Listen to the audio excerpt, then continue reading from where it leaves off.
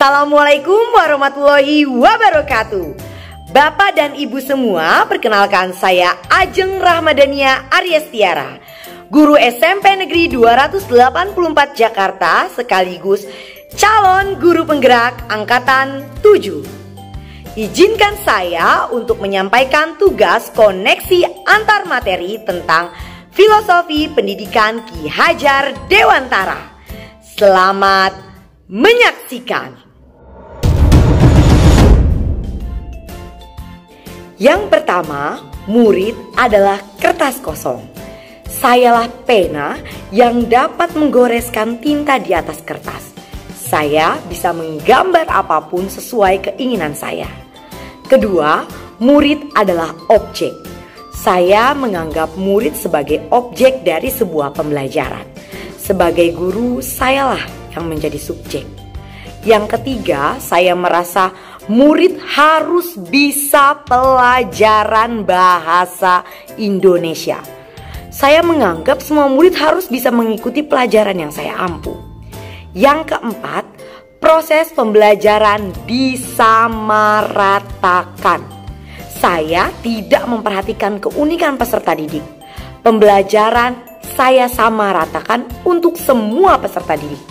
Proses yang sama, konten yang sama, dan juga produk yang sama. Murid bukanlah kertas kosong. Guru bertugas untuk menuntun laku dan pertumbuhan kodrat anak. Ki Hajar Dewantara mengibaratkan peran pendidik seperti seorang petani atau tukang kebun. Anak-anak itu seperti biji tumbuhan yang disemai dan ditanam oleh Pak Tani atau Pak Tukang Kebun di lahan yang telah disediakan. Anak-anak itu bagaikan bulir-bulir jagung yang ditanam. Bila biji jagung ditempatkan di tanah yang subur dengan mendapatkan sinar matahari dan pengairan yang baik, meskipun biji jagung adalah bibit jagung yang kurang baik atau kurang berkualitas, dapat tumbuh dengan baik karena perhatian dan perawatan dari Pak Tani. Demikianlah sebaliknya. Meskipun biji jagung itu disemai adalah bibit berkualitas baik, namun tumbuh di lahan yang gersang dan tidak mendapat pengairan dan cahaya matahari serta tangan dingin Pak Tani, maka biji jagung itu mungkin tumbuh namun tidak akan optimal. Kedua, murid adalah subjek pembelajaran. Pembelajaran yang diterapkan haruslah berpusat kepada peserta didik atau student center. Guru hanya berfungsi sebagai pamong, bukan subjek pembelajaran. Yang ketiga, murid memiliki minat yang berbeda terhadap mata pelajaran.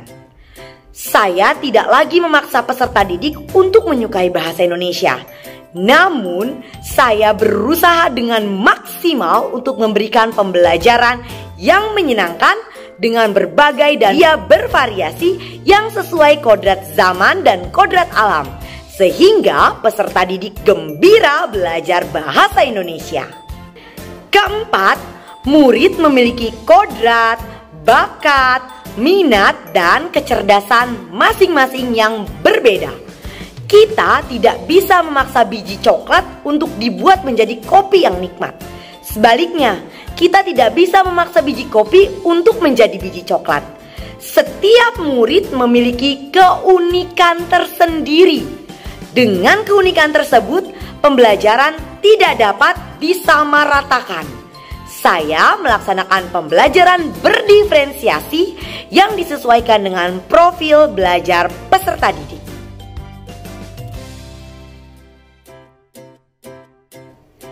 Hal yang saya lakukan adalah pertama, berusaha menerapkan Ingarso Sungtuodo, Ing Madio Mangunkarso, dan Tuturi Handayani. Yang kedua, saya merancang pembelajaran yang berpusat pada peserta didik. Pembelajaran yang saya lakukan menggunakan metode dan model yang membuat peserta didik berfungsi sebagai subjek untuk mencari pengetahuannya sendiri. Yang ketiga, menerapkan pembelajaran yang sesuai dengan kodrat alam dan kodrat zaman. Saya menggunakan media pembelajaran berbasis teknologi yang sesuai dengan kodrat zaman. Saya juga membekali keterampilan abad 21 kepada para peserta didik, disesuai dengan tuntunan zaman. Dan yang keempat, saya menerapkan pembelajaran berdiferensiasi. Pembelajaran berdiferensiasi yang saya terapkan adalah diferensiasi konten, proses, dan juga produk. Demikianlah penyampaian tugas koneksi antar materi modul 1.1.1. Apabila ada salah kata, saya mohon maaf. Terima kasih. Wassalamualaikum warahmatullahi wabarakatuh.